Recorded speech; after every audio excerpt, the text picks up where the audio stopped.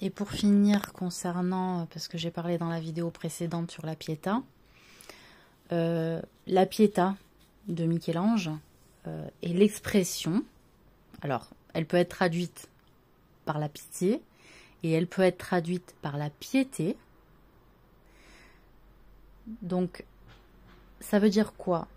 Cette symbolique de Marie, paix sur elle, qui porte le voile, qui est assise, qui regarde son fils mort sur elle, sur ses genoux. C'est l'exemplarité parfaite de la piété. C'est-à-dire quelle mère, dans sa pudeur, qui a voué sa vie à Dieu, qui a porté ce que Dieu a créé dans son ventre, et non le Fils de Dieu, ce que Dieu a créé dans son ventre. Dieu n'a pas engendré comme un homme engendre un enfant dans le ventre d'une femme. Non, Dieu a claqué des doigts, a dit « soit », et Jésus a été créé. L'œuf a été fécondé. Mais ce n'est pas un descendant de Dieu. C'est ce que dit le Coran. Parce que Dieu, il a la capacité de faire comme ça, et ça existe. Voilà.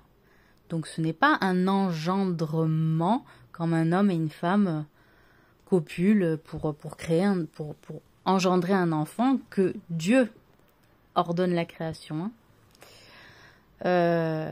Donc l'exemplarité parfaite de la piété, c'est-à-dire la mère qui donne la vie de son fils, qu'elle a aimé, qu'elle a éduqué à Dieu, et qu'elle le regarde mort sur ses genoux. Mais elle sait, elle, déjà la mère qui accepte de faire don de la vie de son fils à Dieu, qui accepte de le voir mort alors qu'elle est encore en bon âge, qui meurt avant elle.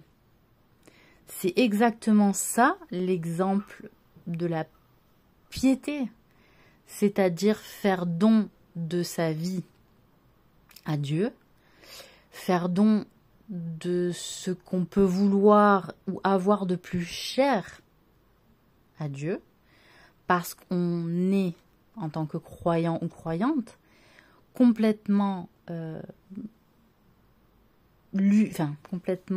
convaincu que tout ne dépend que de lui, que si Marie a été créée, c'est grâce à lui, que si elle a porté Jésus, c'est grâce à lui, que si il en a été décidé ainsi, qu'il puisse faire parvenir le message, parce que Jésus, paix sur lui, c'était un prophète et messager, puisqu'il a reçu l'évangile et qu'il a transmis à ses disciples et à d'autres. Et que l'exemple de la piété, c'est ça, c'est-à-dire vouer sa vie à la transmission du message de Dieu, vouer sa vie à faire l'effort sur soi pour être meilleur, pour apporter de la lumière aux autres. Et c'est ça, en fait, que Michel-Ange a transmis dans cette œuvre. Voilà, et je pense que beaucoup de personnes en ont peur de cette piété forte, de cette piété crue, dans le sens où on accepte la mort au détriment de la vie d'ici-bas, mais on accepte la mort pour le bénéfice de la vie dans l'au-delà. Parce qu'on a une foi aveugle en Dieu qui nous a donné des signes qui nous permettent de croire en lui, de lui faire confiance et de dire il faut tout donner dans cette vie-là, dans le bon, parce que ce qui nous attend après peut être encore mieux que ce qu'on vit là, et peut-être 1 milliard de fois mieux. Parce qu'en réalité, on aurait pu tomber, je sais pas, dans un monde où il n'y avait pas d'arbres. Regardez les autres terres, comment elles sont faites. Mars, Saturne, Vénus. La Terre, elle est complètement à part des autres. des autres planètes, c'est quand même extraordinaire. Ça fait partie d'un des signes qu'il faut observer. Voilà. C'est-à-dire, la Terre, elle est unique dans son système. Peut-être qu'il y a d'autres choses qui sont ailleurs, de manière encore différente, dans d'autres univers, dans d'autres systèmes. Parce que bon, faut pas se dire, voilà, faut pas encore une fois se dire, on est arrogant, non, il y a que nous, et puis c'est tout. Non, on n'en sait rien en fait. Hein. Seul Dieu sait. Et il faut fermer aucune hypothèse, mais les choses, elles auraient pu être créées différemment. On aurait pu être des gens à tête bleue. On aurait pu être des gens avec une queue. Je sais pas, Dieu, il aurait pu faire ce qu'il voulait de nous. Non, il a créé vraiment les personnes avec des traits particuliers, des cheveux particuliers, des textures. C'est vraiment dans la finesse. Il a créé des félins, il a créé des hippopotames avec telle forme, telle texture de peau. Il a créé, je sais pas moi, différents insectes, il a créé différents feuillages, il a créé différentes sources, il a créé différents goûts, il a créé... Comment on peut se dire, en analysant toute cette intelligence qu'il y a derrière, se dire, moi, c'est comme ça, c'est arrivé comme ça par hasard. Mais le hasard, est-ce qu'il se répète plusieurs fois au même moment de manière presque infinie? Le hasard, excusez-moi, arrive une fois, mais est-ce qu'il peut se multiplier à l'identique? Et elle est là la question.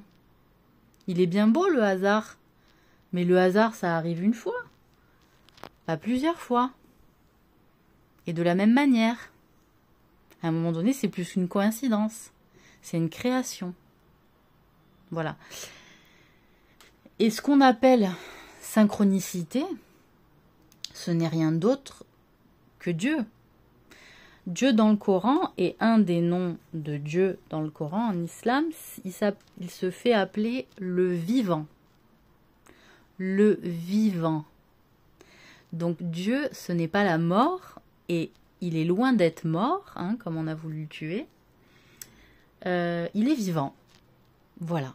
Il vit avec nous, au travers de nous, et il n'a de cesse de faire vivre et de créer, et il peut faire renaître, et il peut faire mourir, comme il peut faire sortir l'eau d'une terre aride, comme il peut faire sortir le feu d'un volcan.